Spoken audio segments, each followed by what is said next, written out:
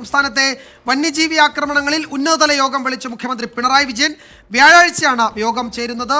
ഷഫീദ് റാവുത്തറാണ് ആ വാർത്തയുടെ ഏറ്റവും പുതിയ വിവരങ്ങളുമായി തിരുവനന്തപുരത്ത് നിന്ന് ചേരുന്നത്. ഷഫീദ്, ഇപ്പോൾ ആറളത്തെ പ്രശ്നം സങ്കീർണമാണ്. അവിടെ എന്താണ് പ്രതിപക്ഷ അല്ലെങ്കിൽ സംസ്ഥാന മന്ത്രിയെ അവിടെ തടയുന്നു, KPCC അധ്യക്ഷനെ തടയുന്നു, ആംബുലൻസ് പോലും കടത്തിവിടുന്നില്ല. അങ്ങനെ ഓരോ ദിവസവും സങ്കീർണ സാഹചര്യം നമ്മളുടെ മലയോര മേഖലകളിൽ നിന്ന് വരുന്നുണ്ട്.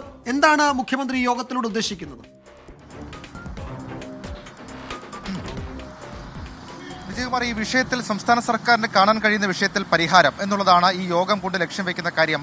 കണക്കുകൾ പരിശോധിച്ചാൽ വിജയകുമാർ, കഴിഞ്ഞ 6 വർഷത്തിനിടയിൽ സംസ്ഥാനത്ത് ആനക്കലി കൊണ്ട് മാത്രം ജീവൻ നഷ്ടമായത് 110 പേർക്കാണ്. 160ഓളം ആളുകൾക്ക് പരിക്കേൽക്കുന്ന സാഹചര്യമുണ്ടായി. വയനാട്ടിലെ കടുവപ്പേടി, ആറളത്ത് കഴിഞ്ഞ ദിവസം ദമ്പതികളുടെ ജീവൻ നഷ്ടമായ സംഭവം, അവിടുത്തെ ഒരു ആനക്കലി, ഇതടക്കമുള്ള സംസ്ഥാനത്തെ മലയോര മേഖലയിൽ ഉയർന്നിരിക്കുന്ന ആശങ്ക അത് കഴിഞ്ഞ കുറച്ച് മാസങ്ങളായി സംസ്ഥാനത്ത് തുടരുകയാണ്. വലിയ ഫണ്ടൊക്കെ അനുവദിച്ച ചില പ്രവർത്തനങ്ങളൊക്കെ സംസ്ഥാന സർക്കാർ നടത്തുന്നെങ്കിലും അത്തരം വാർത്തകൾ, അത്തരം സംഭവങ്ങൾ അവസാനിക്കുന്നില്ല. ഈ സാഹചര്യത്തിലാണ് ഉന്നതതല യോഗം മുഖ്യമന്ത്രി വിളിച്ചു ചേർത്തത്.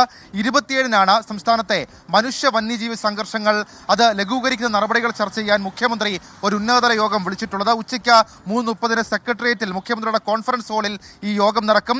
വനം, ധനകാര്യം, തദ്ദേശ സ്വയംഭരണം, വൈദ്യുതി, റവന്യൂ, ആരോഗ്യം, ജലസേചന വകുപ്പ് മന്ത്രിമാർ യോഗത്തിൽ പങ്കെടുക്കും. ചീഫ് സെക്രട്ടറിയും അതേപോലെ തന്നെ സംസ്ഥാന ദുരന്ത നിവാരണ അതോറിറ്റി മെമ്പർമാരും സംസ്ഥാന പോലീസ് മേധാവി ഉൾപ്പെടെയുള്ള ഉദ്യോഗസ്ഥരും വകുപ്പ് സെക്രട്ടറിമാരും ഈ യോഗത്തിൽ പങ്കെടുക്കും. ഈ കഴിഞ്ഞ ദിവസമാണ് ഈ എമർജൻസി ഓപ്പറേഷൻ സെന്ററുകൾ, ഈ വന്യജീവി ആക്രമണം തടയാനുള്ള എമർജൻസി ഓപ്പറേഷൻ സെന്ററുകൾ തടയാൻ 3 കോടിയിലധികം രൂപയൊക്കെ സംസ്ഥാന സർക്കാർ വകയിരുത്തിയത്. പക്ഷേ എന്നിട്ടും ഏതെങ്കിലും തരത്തിൽ ഈ വിഷയത്തിലൊരു ശാശ്വത പരിഹാരം അത് കാണാൻ കഴിയില്ല. കേന്ദ്ര നിയമത്തെ അടക്കം നമ്മൾ പഴിക്കുന്നെങ്കിലും പലപ്പോഴും ഈ ആനകളുമായി ബന്ധപ്പെട്ട വിഷയം തടയാൻ ചില എഫക്റ്റീവായിട്ടുള്ള ചില വഴികൾ തേടണമെന്നുള്ള ആവശ്യം അത് ഉയരുന്നു. അതടക്കമുള്ള വിഷയങ്ങൾ ഉന്നതതല യോഗത്തിൽ ചർച്ചയാകും. വിജയകുമാർ.